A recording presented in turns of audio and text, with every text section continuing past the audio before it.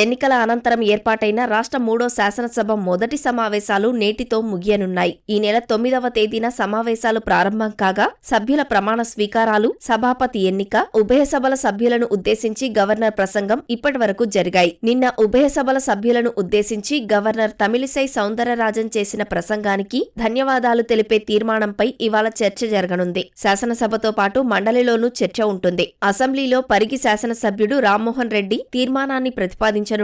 Chennur MLA Vivekananda బలపరుస్తారు. మండలిలో Congress MLC Jeevan Reddy తీర్మానాన్ని ప్రతిపాదించనుండగా ఉపాధ్యాయ MLC Narsireddy బలపరుస్తారు. గత 10 ఏళ్ల కేసీఆర్ ప్రభుత్వ విధానాలను గవర్నర్ ప్రసంగంలో తీవ్రంగా విమర్శించారు. అప్పులు భారీగా పెరిగాయని, వ్యవస్థలను దెబ్బతీశారని ఆరోపించారు. ఈ నేపథ్యంలో గవర్నర్ ప్రసంగానికి ధన్యవాదాలు తెలిపే తీర్మానంపై చర్చ ఎలా సాగుతుందన్న ఆసక్తి నెలకొంది. ఎన్నికల్లో భారాస ఓటమి, కాంగ్రెస్ గెలుపు అనంతరం కొత్త ప్రభుత్వం కొలువు తీరిన తర్వాత చట్టసభల్లో జరుగుతున్న మొదటి చర్చకు ప్రాధాన్యం నెలకొంది. గవర్నర్ ప్రసంగంలో పొందుపరిచిన అంశాలపై భారత రాష్ట్ర సమితి సభావేదికగా ఎలా స్పందించనుంది, దానికి ముఖ్యమంత్రి రేవంత్ రెడ్డి సమాధానం ఎలా ఉండనుంది అన్న అంశం ఆసక్తికరంగా మారింది. ప్రతిపక్షం ఏ మేరకు పాలకపక్షాన్ని ప్రశ్నించనుంది, దాన్ని అధికార పక్షం ఏ మేరకు ఎదుర్కొంటుందన్నది చూడాలి. మండలిలో భారత రాష్ట్ర సమితికి మెజార్టీ సభ్యులు ఉన్న తరుణంలో అక్కడ చర్చ, ప్రభుత్వ సమాధానం ఎలా ఉంటాయన్నది కూడా ఆసక్తి రేపుతోంది. చర్చ, ప్రభుత్వ సమాధానం అనంతరం